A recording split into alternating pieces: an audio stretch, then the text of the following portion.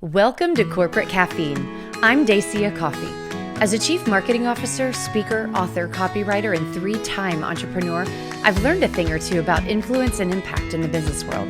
So I want to share with you what I've learned about how to be heard, be seen, and be successful, and introduce you to the people I've met along the way who learned how to unlock their potential.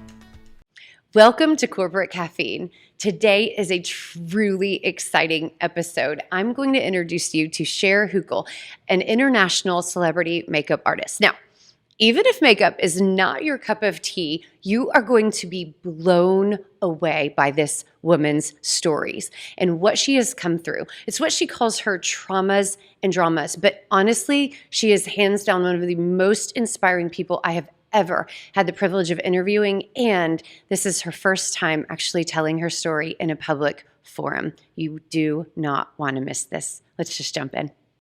Well, Cher, thank you so much for coming on Corporate Caffeine. I have been ridiculously stupid excited to see you again and to do this, to really dive into your story and your heart and just introduce people to you because, oh my gosh, the second we met, I was like, kindred. Oh my gosh, this woman has to stay in my life. So I'm so excited. I feel so excited about that. That makes me feel so happy. I felt the same way, just so super over the moon excited about this, just to see you again and to talk because we could probably talk forever. Yes. Oh goodness, here we go.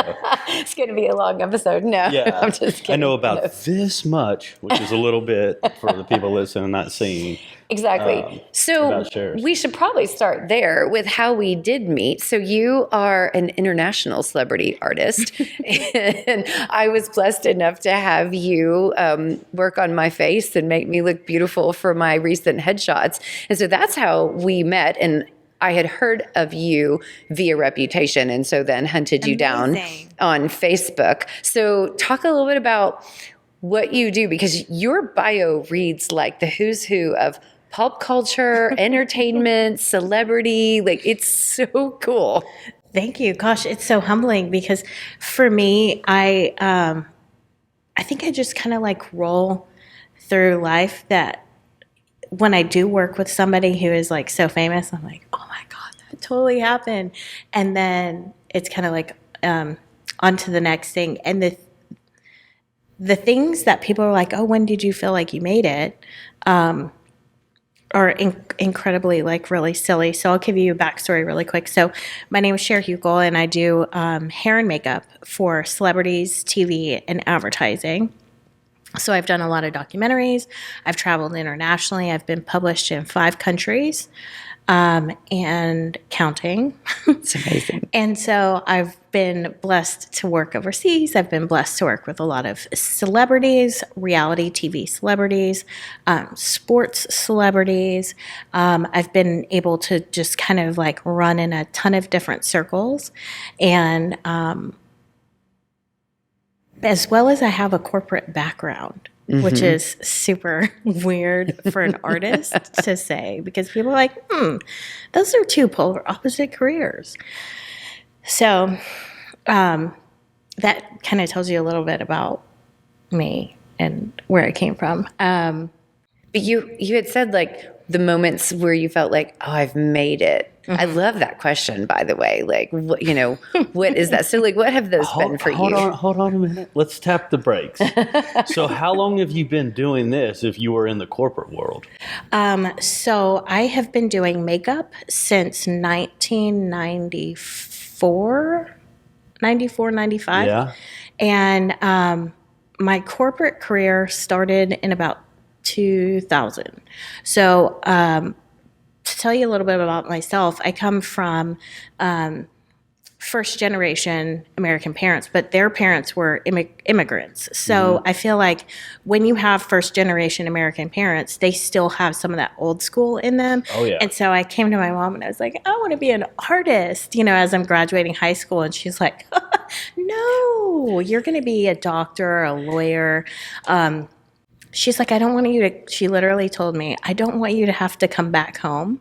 And how are you going to support me later in life if you're an artist? Yes. Oh my God. And so I was like, oh, she goes, I need you to go. Then my father is like, I need you to go and get a life skill. After that, I don't care if you hang beer cans from the ceiling and call it art. Like, as long as you can monetize that, then. So going to college, I was like, well, maybe I'll be a psychologist or something like that. And then just kind of fell into finance and accounting and real estate and mortgage. And I did that for about 15 years. The total opposite of psychology. Total opposite of psychology. However, it helped me manage people in the corporate world. So it really helped. And then also kind of, I think God was preparing me to also become a parent. Because when you're a parent, you're essentially trying to rationalize with irrational drunk people is what I call toddlers. It's like the worst friend you had in college that just got smashed and like schlitzed at the end of the night. You're trying to like drag them from behind the dumpster peeing or off the curb or something. That's what it's like to be a parent to like a toddler. Yeah. So now I'm starting to visualize what she sees in the family. Yeah, I'm like, oh, okay. You are not kidding. Just trying to manage people and then apply life skills. Yeah. And you have to do it in such a positive way. And that's also how you manage in the corporate world as well. I feel like, so you want to make it a positive. You can't just go up to Bob and say, Bob, you suck at your job. No. You have to come with like some strengths, even if he has none. And then kind of circle it back around to, so we really need to work on this, if you want to continue to work here. Yes. Or in life, just.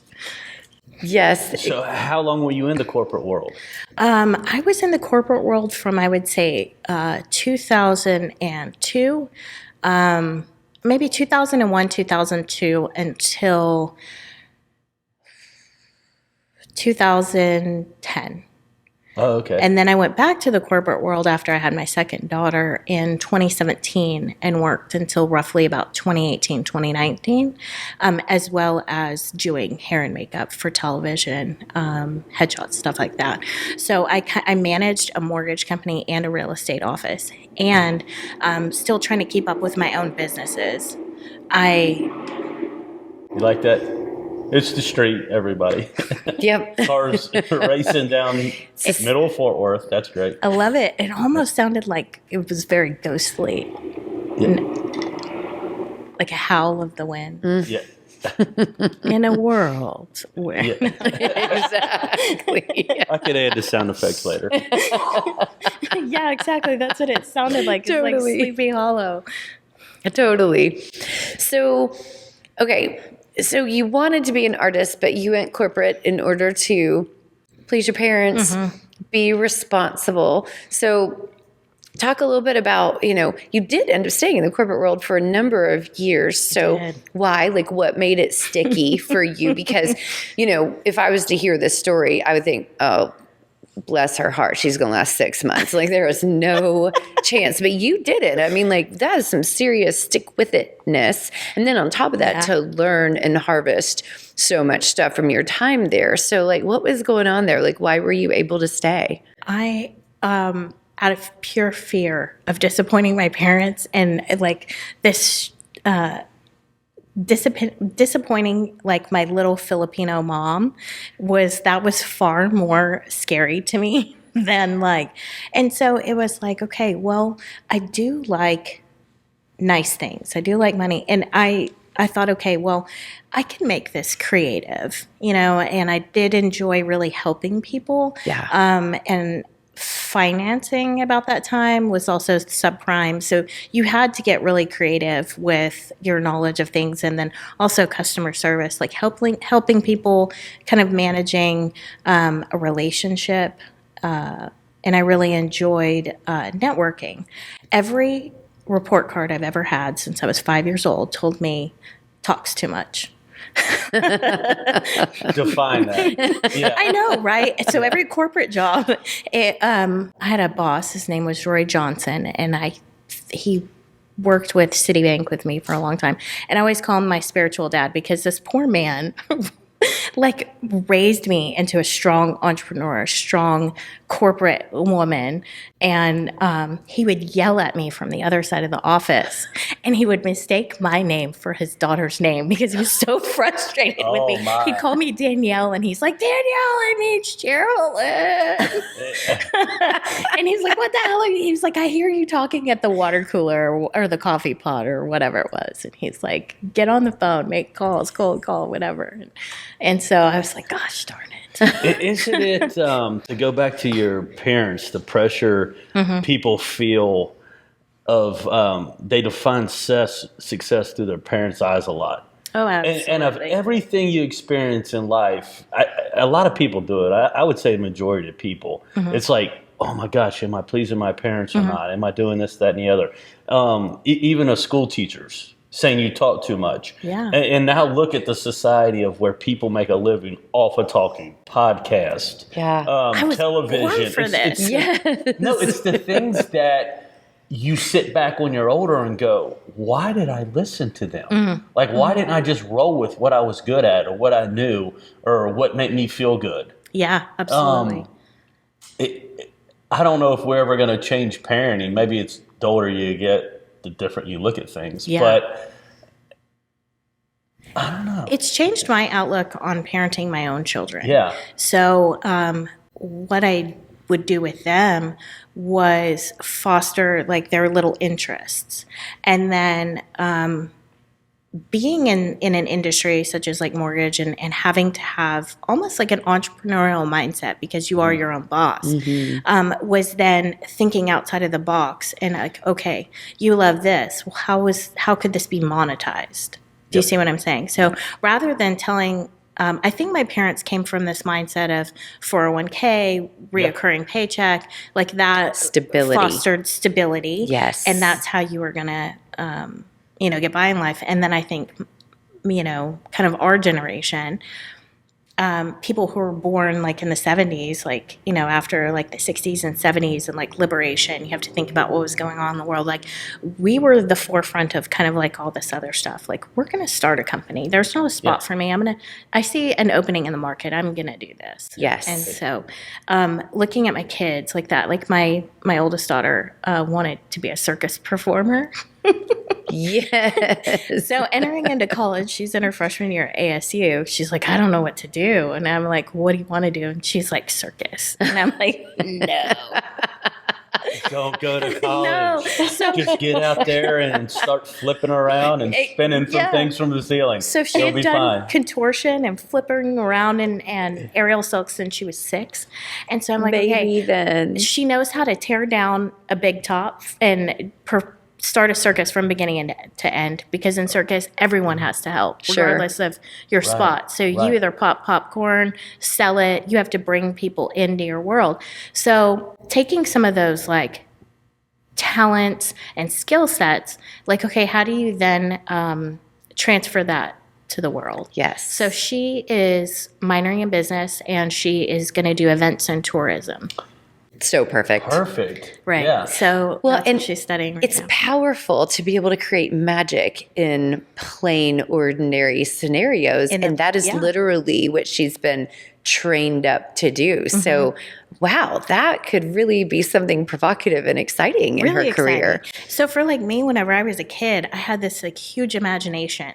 I would tell my parents I was going to the bathroom and pretend I was going number 2. And I would pull out the cabinet to kind of like block the toilet, and I would have full-on commercials and talk shows. Like, yes, I would read the back of the shampoo bottle, like, like I was an announcer or something. Like you're in an advertisement. Yeah, this like great, imagination. And I was told so many times that I was too sensitive, too imaginative, like rein it in, you talk too much, it's this. So I was always too much, or it was an undesirable trait. So in parenting my kids, I tried to take the things that were so magical in their life and make it a positive, but then spin it into where they're not ostracized from the real world. Like how can we incorporate this like magic and imagination in what we're doing day to day. Well, I think that's such a profoundly important way to look at it too, because it's okay and important to indulge gifts and natural strengths, right? Mm-hmm. But at the same time, we're called to bring value and to serve other people. And so you have to have some sort of connective way to say, this is who I am, this is what I bring, and this is how it can be good for other people, you know, and like using the word monetize, it's not bad. That's literally like money is just somebody showing you a value what you're providing. Absolutely. So I was absolutely just so unhappy with my job. Yeah. And I didn't feel like I could follow my dream because like, how was I going to make money doing that? And really believed like I wouldn't be able to survive in the world. Yeah. And so, I was just terrified. And so I never wanted my kids to feel like that. But also at the same time, there's one thing in like encouraging your children and trying to like foster all these great things. But as parents, there's a lot of things, like we could be biased. I had a friend, her name was Tina, when I was a kid. And her mom just blew sunshine up her butt all the time. Like this kid was the worst singer ever. And she would like try to do all these runs. And the whole neighborhood was like, who lied to you? Yeah. Okay. So I'm trying also to not be that parent as well. Yes, Yeah, exactly. there's a practicality. You have practicality. Yes. Yep. Practicality. Screw it. Exactly. Practicality of it. You know, you have to I never wanted, like we were ruthless with this girl. I never wanted my kids to go into the real world and have people tell them like, who lied to you? Yes. Right. You know what I mean? But so I feel like there's a fine line between that and then like that everybody gets a trophy like generation. 100%. I didn't want to do that either. So I wanted to instill working hard, a good work ethic, and then hopefully that transfers to it.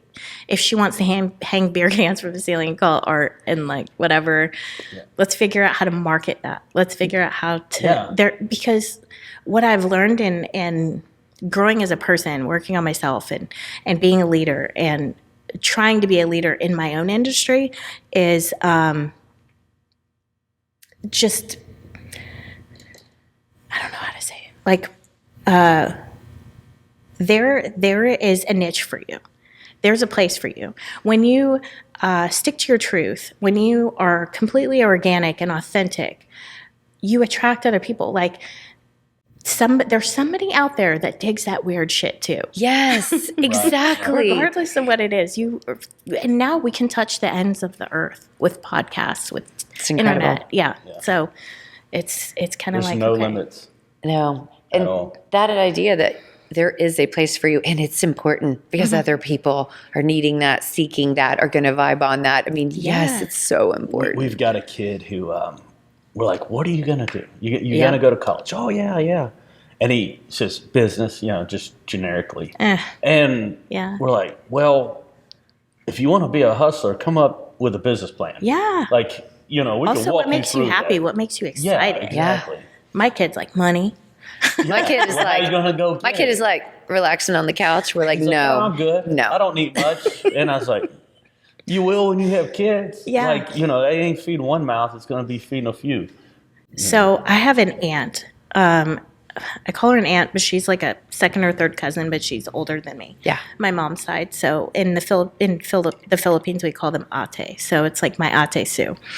She was in college and she had this guy friend. And they were kind of see each other on the down low. Oh, yeah. And then she magically turned up pregnant. She's like, I can't take you home to like my doctor dad and be like, hey.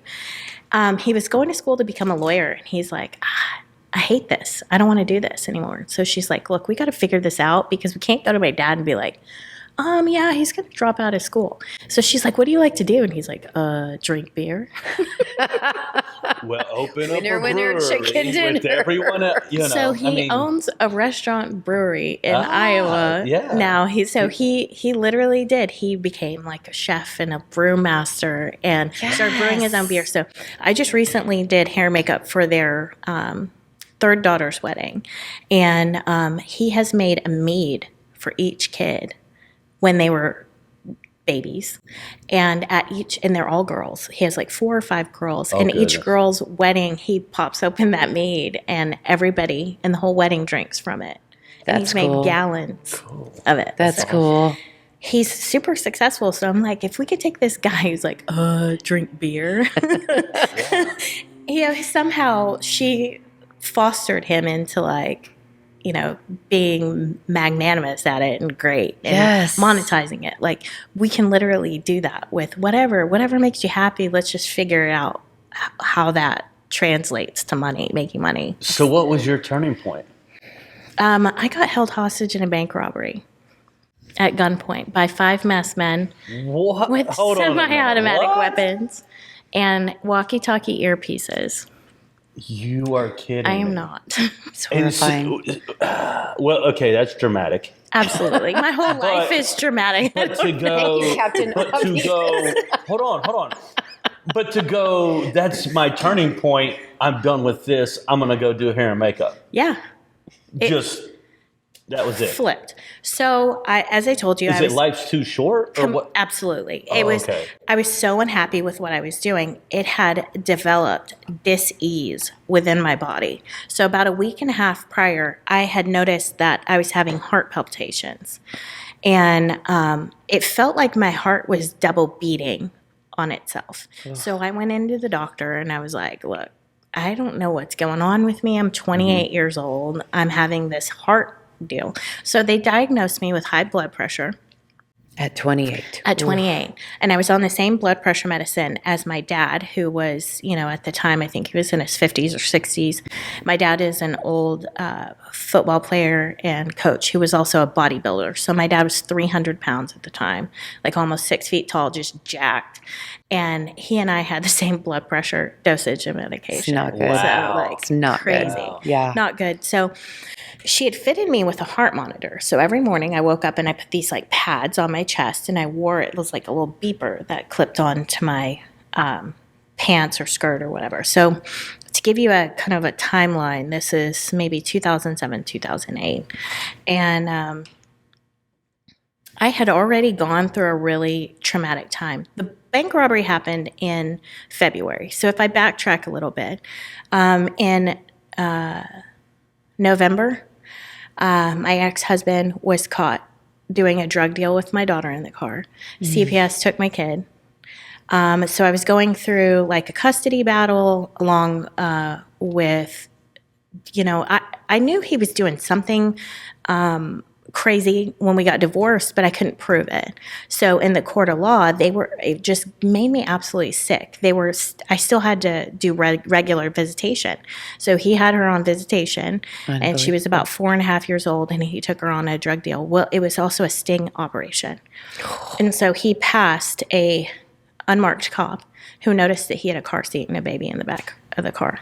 So they pulled him over and he poured GHB around my daughter's car seat, which any one drop that could have gotten on her would have killed her. So it permeates the skin and would have killed her, and 1 ounce of it carries 99 years. He had a liter Whoa. My of it. God. And you had no idea. I had no idea. So he poured it around her car seat, and the only way that I knew was that I'd even found out about it because they were going to they just told him, hey, have a family member come pick up your kid. Well, CPS happened to be on the police scanner and had heard about it and was like, well, no way. They intercepted the call, and then they had to tell me to come pick up my kid from the police station. Wow. And so because we had a history of domestic violence, they gave my daughter to my parents to keep her safe. And so I lived with my parents, so therefore we were able to stay together. So that happened roughly about November. December 16th, I was raped by a Grammy Award-winning producer that had hung out with me and my friends. He had hit on me a lot, and I kind of thwarted his advances, and I was like, ew, dude, you're gross. I see you with all your strippers and whatever. And so that happened. And then January, I was like, I hate my job. Did he get in trouble for this? No. I was going through so much. I felt so scared to tell anybody. I was like, somehow this is going to come back around to being my fault. Yeah. So I felt so Playing scared the to say. victim, everything going on. Well, They were like, okay, well, why were you out? Why were you drinking? Why were you at this place? Why, So I was like, okay, I felt like I couldn't say anything at the time. So I was like, you know what? All of these things, I think I need to change my life because whatever I'm doing, I'm not doing it right. God's trying to tell me something. So I went back to my high school to get my transcripts. I was going to go back to school, back to college. And pulling out of the high school, I was so, I guess, despondent from everything that had happened. I pulled out, and a huge Lexus SUV with grill guards hit me right in my driver's side door. It threw me into the passenger seat. I didn't even know it hit me. I just woke up, and they were cutting me out of my vehicle. My glasses were on the other side of the car. I had no idea what happened. Totaled my car. This is January. Then in February 28th to be exact, they started doing layoffs. And at the time I was working at Citibank when they were still in the state of Texas. I was doing Acorn Housing, so I was originating loans that had to do with people that didn't have social securities. We would do them with their ITIN number. So I was doing 60 loans a month by myself. So about this time is circling back around when I was having heart palpitations. Obviously, I'm having stress. Shocker. Yeah, no wonder you had high blood pressure. So they diagnosed me. They said that it was hereditary. Put me on medicine. I'm wearing this heart monitor. And I'm like, I need to change jobs. I need to get the hell out of here. I didn't want to do this anymore. It's super stressful. They wouldn't give me an assistant. I was like, I'm done. So I started looking into, my doctor was like, look, you need to find another job. And I said, look, lady, all I know how to do is makeup. She goes, well, I suggest you figure out how to make good money at it. So I was like, well, shit. Yeah. What do I do? So, that was a Thursday. On Friday, they fired my immediate boss. And then on Monday is when the bank robbery happened. And so they fired Mr. Roy Johnson, the guy that used to yell at me and call me Danielle. And I thought, so they moved me Monday down to this corner office in the middle of the bank from the processing center upstairs. And so I'm moving into my big glass office, and I'm like, yeah, this is kind of cool. Maybe I could stay here for a little while. Okay. God had other plans. I hear all this commotion going on outside the bank, and so I walk out, and there's actually a huge staircase that comes down the middle, covering the entrance to my office, and that leads to the processing center. Well, I heard a bunch of commotion, and I was like, there was a lady that would come into the bank. She was a psychic, and she always made a lot of noise, and she would yell about her accounts or her overdraft charges, and I was like, oh, there's that crazy lady again. But it was louder, and then it was a male voice, and then I was like, well, maybe Roy's come back to these Stir some stuff up. Stir some stuff up. And so I walk out of my office, and I look to my left, and there's a business banker there, and I look at him, I'm like, what's going on? He goes, we're getting robbed, and the panic button is in your office. I'm like, well, I haven't been briefed on this. I don't know what the hell the protocol is for security. And so it looks like a garage door opener. Okay. He goes, it's under your desk. So I'm looking, I'm like, what the hell? So I found this thing that looked like a garage door opener. It had 2 buttons. Well, I start mashing them. I'm like, the hell? yeah. What the hell is going on? Yeah, I don't want to hit the wrong one. I'll hit all of them. Exactly. Yeah. Well, there is apparently a protocol with that. So to hit them simultaneously makes the alarm silent, alerting the police. I pushed all of them multiple times, so it set off an audible alarm in the ceiling for fire, get out. So it starts ringing, and lights start flashing, and all this stuff starts happening. So I come back out of my office, and I'm like, what the hell? And the guy's like, you did it wrong. And then this man comes around the corner, and he has a wave cap tied down around his face. And he's wearing a flannel buttoned all the way up in gloves, and he's got this big floppy hat on. He looks like a scarecrow, which the cops ended up dubbing them the Scarecrow Bandits. So he comes around the corner, and I just remember him raising his gun to the side and pointing it at me. And I didn't know what the hell to do. I'm wearing a pencil skirt and a suit. So I'm standing behind my desk. And when you're playing sardines at church or something when you're a kid and you panic I just ducked. I ducked if I can't see you, you can't see me. And I'm invisible. Maybe he didn't see me. Yeah. Maybe he didn't see me, He'll but I'm see wearing me. this like huge Gwen Stefani like faux hawk ponytail, and he could see my hair above the desk. And because I was wearing a pencil skirt, I couldn't get all the way down there. Yeah. So he grabbed me by my ponytail and pulled me out and put the gun to my head Oh my God. and drug me into the center of the bank. And there was a pile of people there. And I'll never forget, there was an older Asian woman there that reminded me of my grandmother. And she's like, I can't die today. She goes, my husband doesn't know where I am. And she said, I just left the house and came to the bank. And I felt warmth over me. It was like I was being hugged, or like wings, angel wings were being wrapped around me. And I told her, I said, I don't know how I know this, but I know that we're going to be okay. And I told her, I said, keep your head down and just be really, really quiet.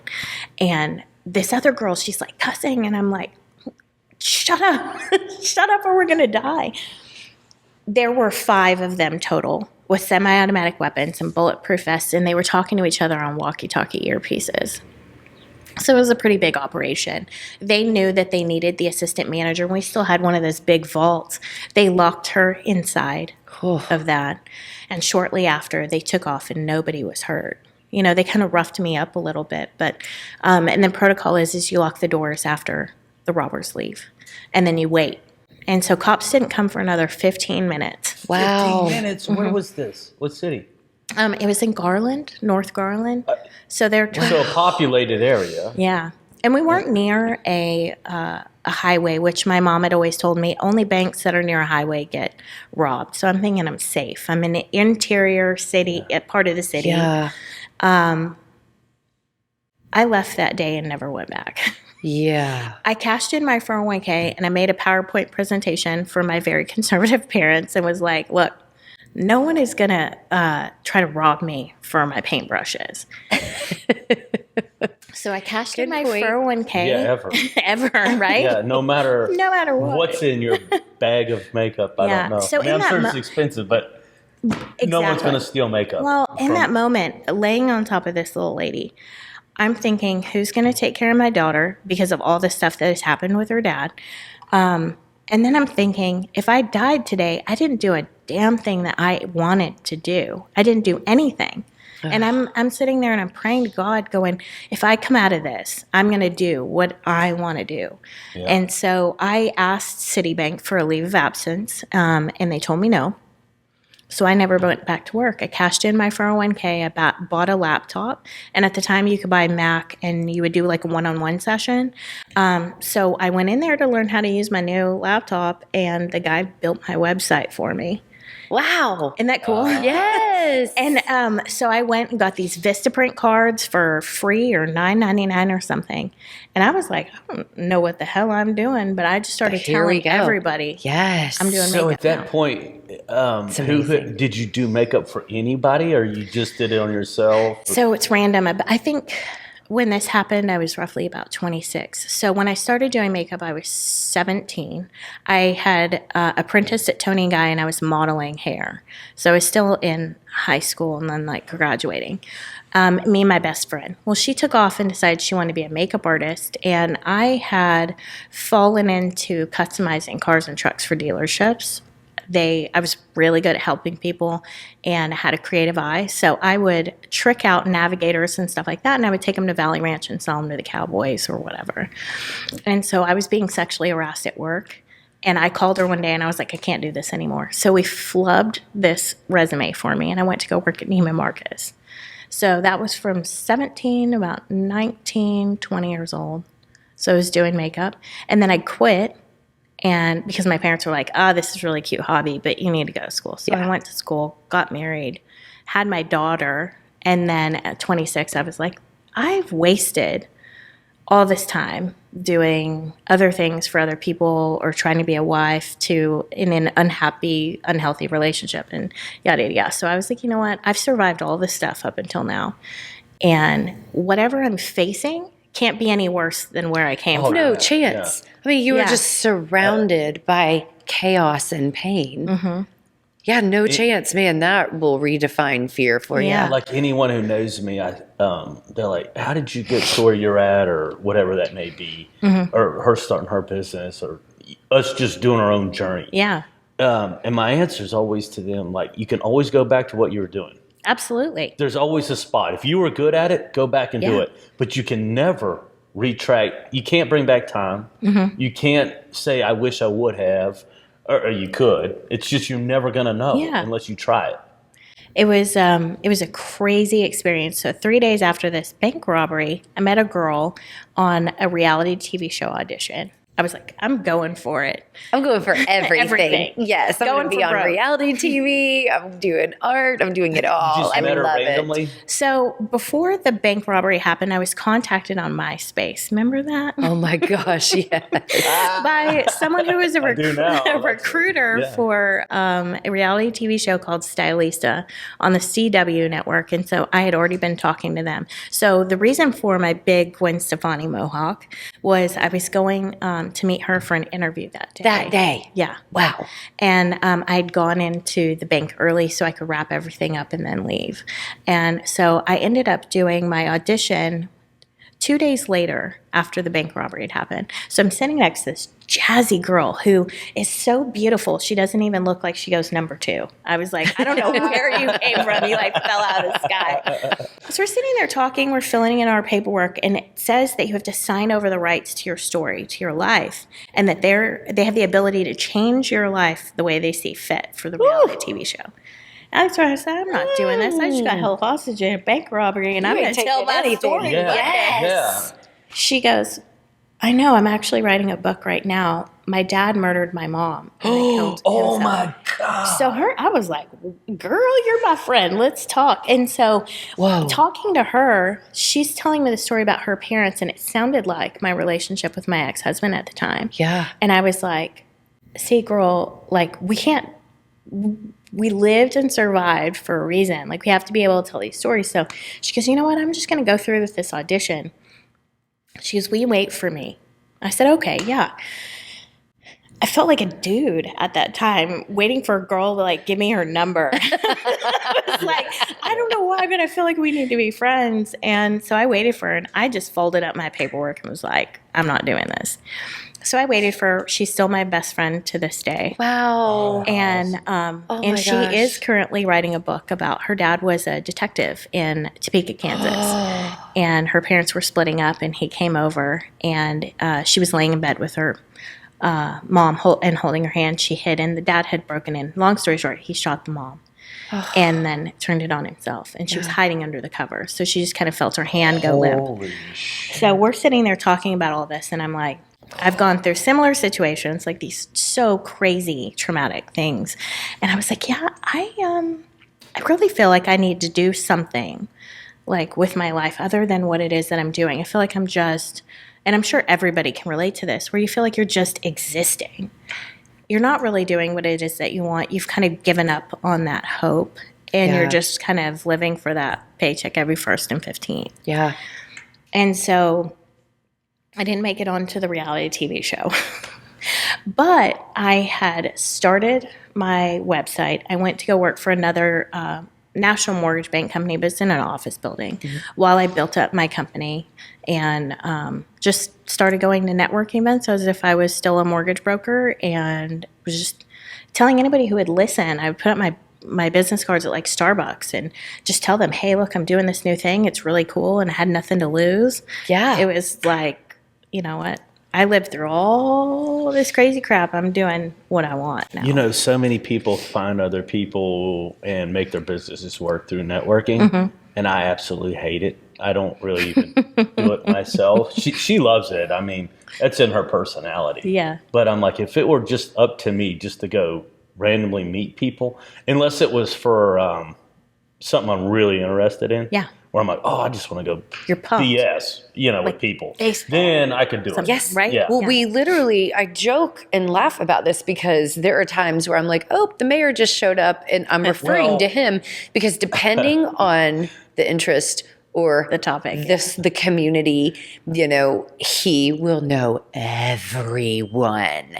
And I'm like, I've never seen these people in my life. We have been together since we were 20. Yeah, How my do I boys not will be know like- these 100 people? What is happening My here? sons will be like, where do you know them from? Yes. And I'll go, oh, so-and-so. They're like, you just run into these random people all the time everywhere? I was like, well, I don't know that many. They're like, every time we go somewhere, you meet, Anyways. Yeah, this that's isn't my about me. dad. Yeah. My dad was a high school baseball coach in football. Yeah. And we were going down an escalator in California, and this other guy was like coming up, and he's like, "Coach Reese."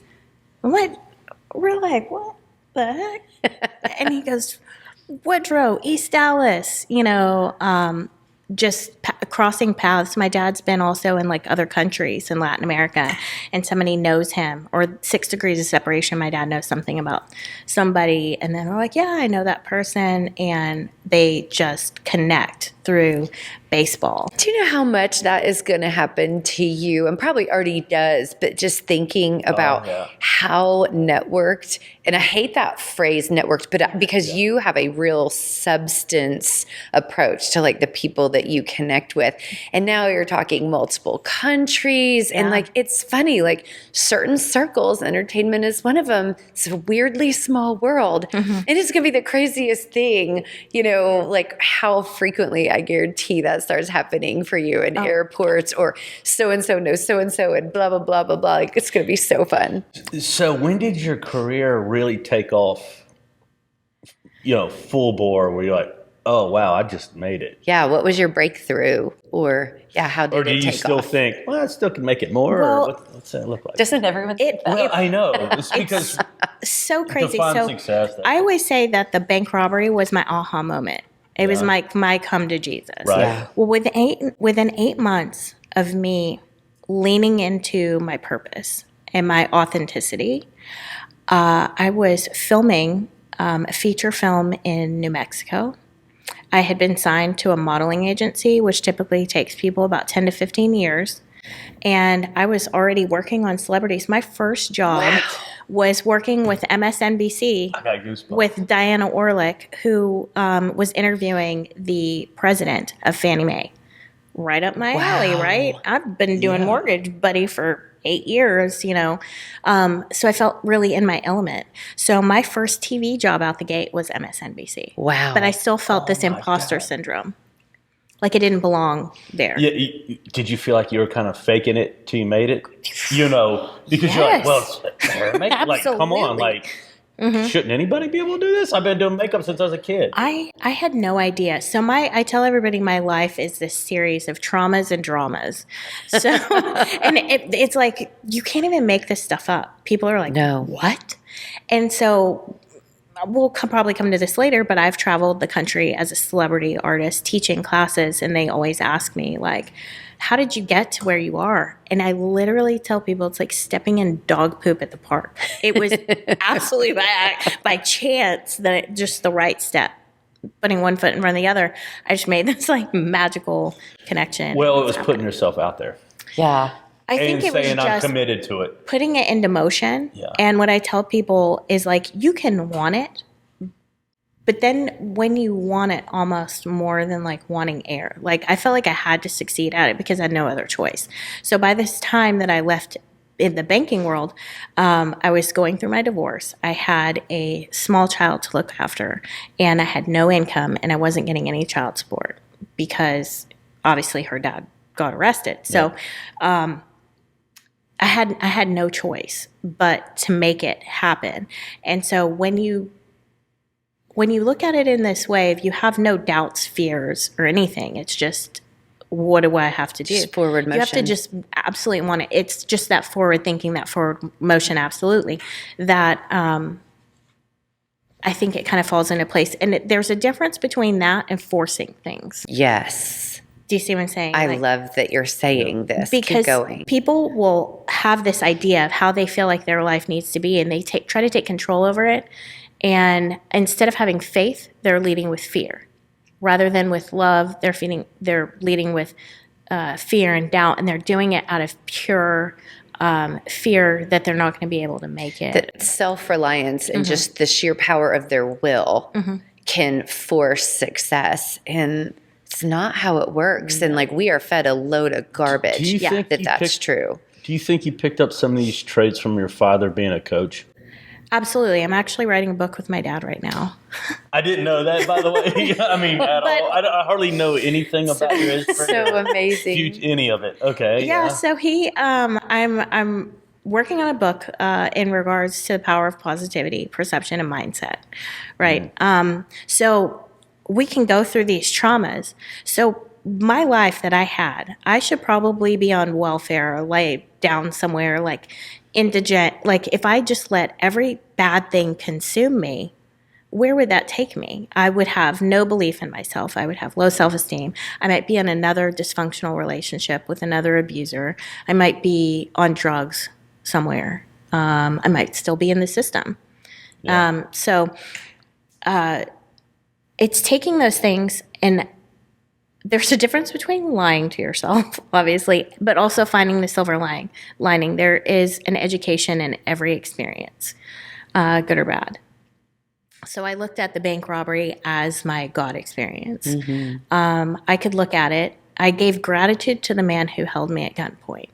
Because if it was not for him, I would still be wasting away in a cubicle doing something I absolutely hated. And it felt like my soul was dying and I was losing my purpose and I was just in autopilot. And I knew that I never wanted to be in that place ever again. And so I ran with that. I ran with what happened to me with my ex-husband was allowing me to grow as a person, to find myself. Like, what kind of eggs did I like outside of what my husband liked? Yes. What kind of woman am I? Because I went from being a young girl to like getting married at 22, 23, and I thought I knew everything, and I didn't. I hadn't seen the world. So it was an opportunity to be free. So I looked at every instance like that. I just love the boldness of your spirit in regards to that, because you did make a choice to do that, though. Like, you know, I think potentially there's some sort of spiritual gifting that maybe helps you lean towards that and see God in all things. But you still had to do your part. Yeah. Like, you still had to decide that you were going to show love to these dark spaces in your life, in your heart, in your mind, in your past, to people that were truly physically dangerous and harmful to you. I have a hard time with that. I hold animosity and anger. Like, it's hard for me to let that go. So for me, I was not a believer. I completely fell out of my relationship with whoever you celebrate, whoever it is that you pray to, right? Yeah. I was like, there is no one. There is no omnipotent being that is going to save me, because why would they let me go through all these super horrible things? Yeah. Right? I know now it's to connect with people and to be able to help them, but I wouldn't be able to talk to a drug addict who is homeless had I not been homeless and in a domestic violence shelter myself, or had gone through these super perilous things where I felt like I had no hope, but yet I came out on the other end. So I couldn't speak to any of those things or connect with people. But at the time, I was like, there is no God. There is nobody, because I'm going through these terrible things. And I held on to so much resentment and so much anger. And what I found was I was getting more and more of the things that I didn't want. So I had to go to therapy through this domestic violence program. Thank God. Well, for somebody to commit to therapy is a big deal. Like, not everybody can just do that. Yeah, true. So I was being made to do it. Okay. Yeah. Okay. So whenever I left my ex-husband, and it was kind of like this period of time, in order to stay in the domestic violence shelter, that's a whole nother Oprah of how I even got there. But you had to participate in some sort of group therapy. You could just sit there and listen.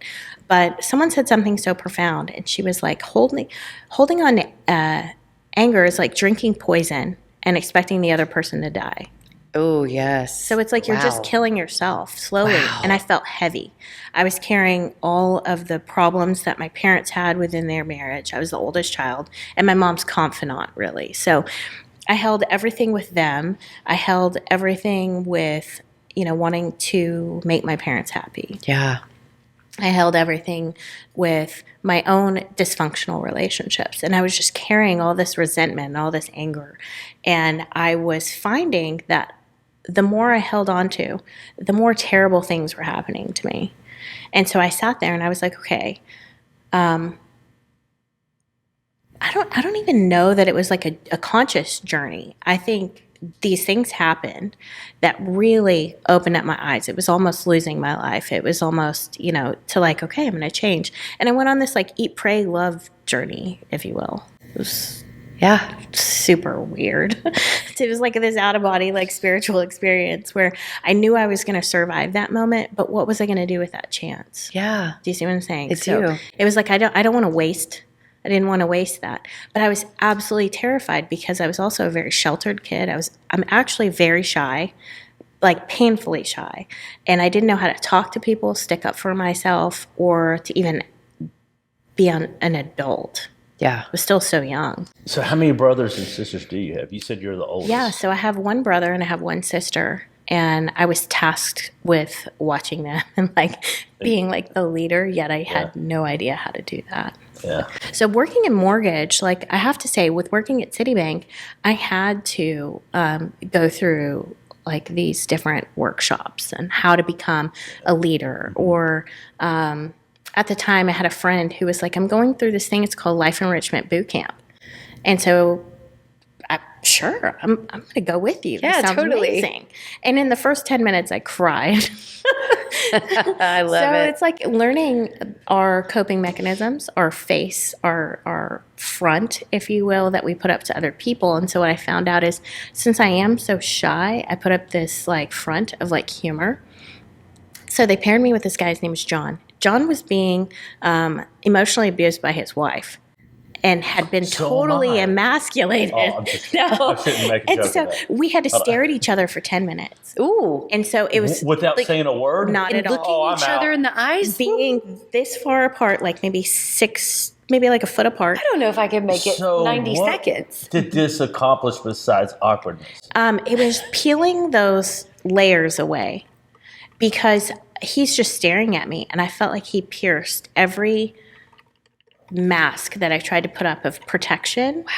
And at first, I was like trying not to laugh. That game you play with your brothers and sisters, like, and then it was painfully awkward. And then I just cried. I didn't know what else to do. I was What like, was he doing? oh my God. It was almost like, because I was smaller than him, it was almost, he was just peering through my eyes and into my soul. And I felt like it was almost intimidating. He was kind of being creepy, or He was well, just I guess staring. You're not saying anything. No. And he was staring down at me, and I felt so small. And I all of a sudden reverted back to being this small child and being like scared. Wow. And so the purpose of the exercise was to kind of just peel away all those layers. You're not John, who is this executive, like now, because what they were trying to do, and I fully believe in this now, is your internal, let's say, shadow self, as Carl Jung says, this shadow self, all of these things that you tell yourself, the internal wounded child, all of that comes out and affects you in some way in business and your Amen. success. I can see that. So, having these fears of like this, or being this child without a voice, or this and that, all of a sudden reverted back to this place. And so working through that, really doing the work, I knew that I wasn't going to be a successful entrepreneur or successful person until I got rid of all of these fears, and all of this negative tape and all these lies I was telling myself about myself. There's a lot of good work going into like the things that you would need, building the tools and the insights that you would call upon someday in total trauma. What's crazy is I finished that Life Enrichment boot camp at the end of 2007. So I completed this boot camp between the time that I got raped and the time that I wrecked my car. No. So not only am I going through all this trauma stuff, I decided, hey, let me unearth every bad thing I've ever been through. And so I was also processing all of this emotional crap. So as I'm driving, of course I pulled out in front of somebody. I didn't know where the hell I was. No. You know what I mean? So it was crazy. That was probably the best thing for you, is try to figure it out why it was going on. Besides to sit there and soak in it. Right. You know, looking back on it. I have no idea how I came through all of that, but I would get asked by other artists or other hair and makeup artists, like, how did you come through this, or how did you do this? Yeah. And it's really this I mean, it's kind of woo-woo to say, oh, power of positivity, you know, but you either have two choices. You're going to let it swallow you and die. And like I said, my reality, how I broke that all down, was becoming a drug addict, you know, dependent on all these pills, Band-Aid, depression, whatever it is, or I can get to the root of the problem and actually fix it. So I just got down and dirty. It was like, this is so horrible feeling. I've got nothing to lose. I just don't want to go through this anymore.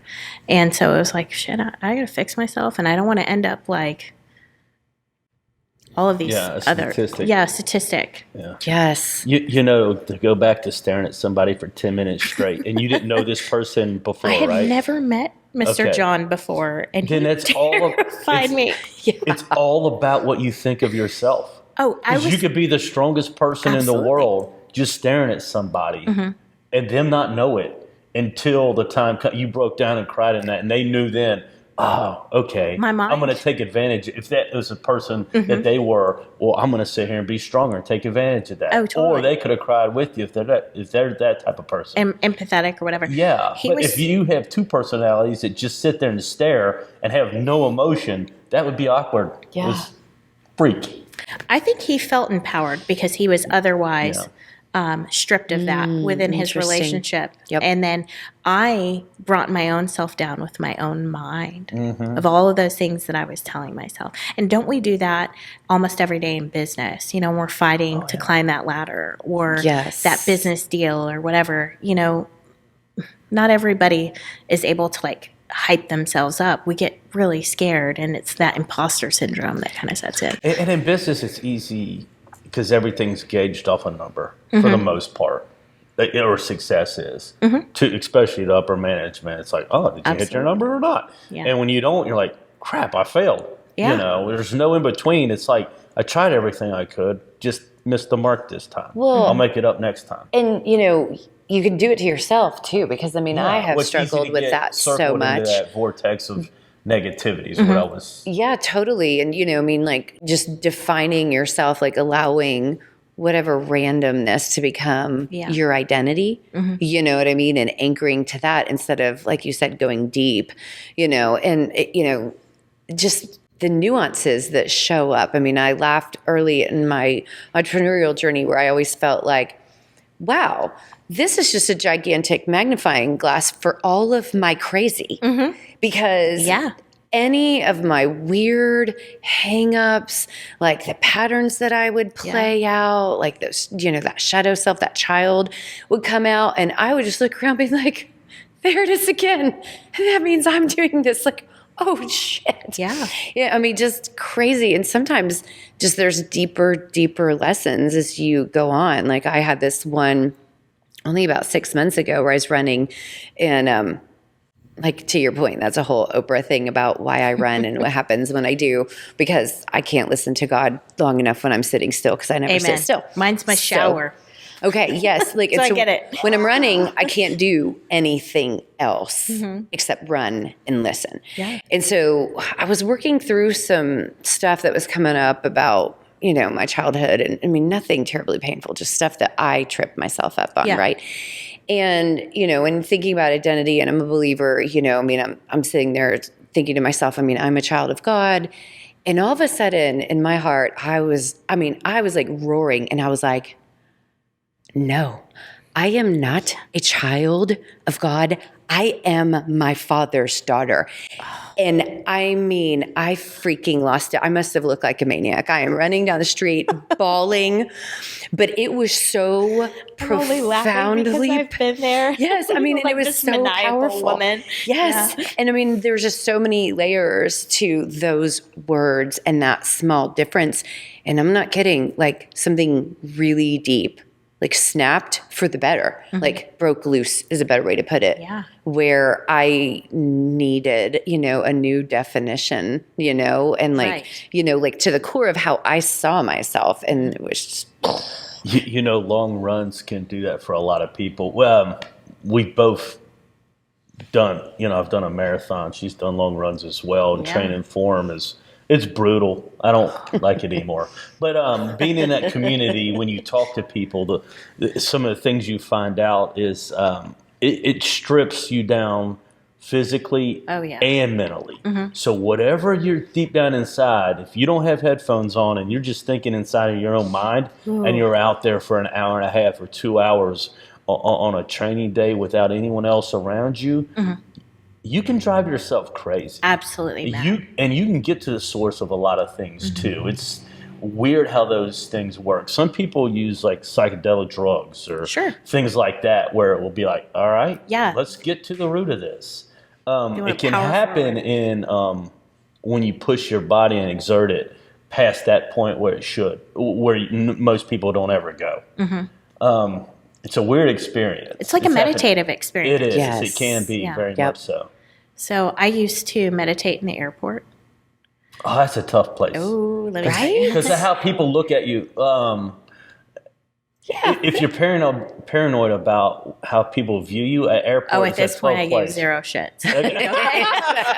Yes, as much shit as I've been through. Did you lay down, or were you sitting upright at least? So I would either, like if I was in a layover, everybody's sleeping. They don't know what the hell I'm doing. yeah. Okay, good point. or I would do something like that on the plane.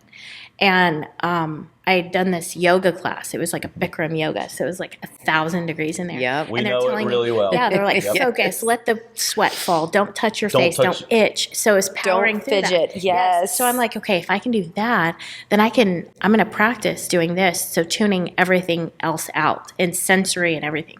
And so I feel like whenever you run, you have to power through that hip hurting or that knee hurting or that shin splint.